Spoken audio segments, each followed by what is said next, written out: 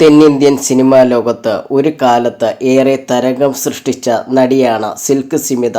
1979 തമിഴ് ചിത്രമായ വണ്ടിച്ചക്രത്തിലെ സിൽക്ക് എന്ന കഥാപാത്രത്തിലൂടെയാണ് നടി ശ്രദ്ധിക്കപ്പെട്ടത്. 17 വർഷക്കാലം നീണ്ടുനിന്ന തന്റെ അഭിനയ ജീവിതത്തിൽ മലയാളം, തമിഴ്, തെലുങ്ക്, കന്നഡ, ഹിന്ദി ഭാഷകളിലായി ഏകദേശം 450-ലധികം ചിത്രങ്ങളിൽ സിൽക്ക് സ്മിത അഭിനയിച്ചിരുന്നു. ഇപ്പോൾ സിൽക്ക് സ്മിതയെക്കുറിച്ച് സംസാരിക്കുകയാണ് ഖുഷ്ബു. ഗലാട്ട എക്സ്ക്ലൂസീവിന് നൽകിയ അഭിമുഖത്തിൽ സംസാരിക്കുകയായിരുന്നു ഖുഷ്ബു. സ്വന്തം ശരീരത്തിലും ലുക്സിലും അത്രയും കംഫർട്ടബിൾ ആയിട്ടുള്ള ഒരു സ്ത്രീയെ ഞാൻ കണ്ടിട്ടുണ്ടെങ്കിൽ അത് സിൽക്ക് സ്മിതയാണ്.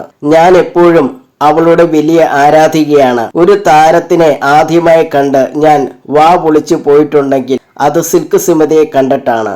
1984 ഞാനും അർജുനും കൂടി ഒരു സൈലന്റ് സിനിമ ചെയ്തിരുന്നു. ആ ചിത്രം റിലീസായില്ല.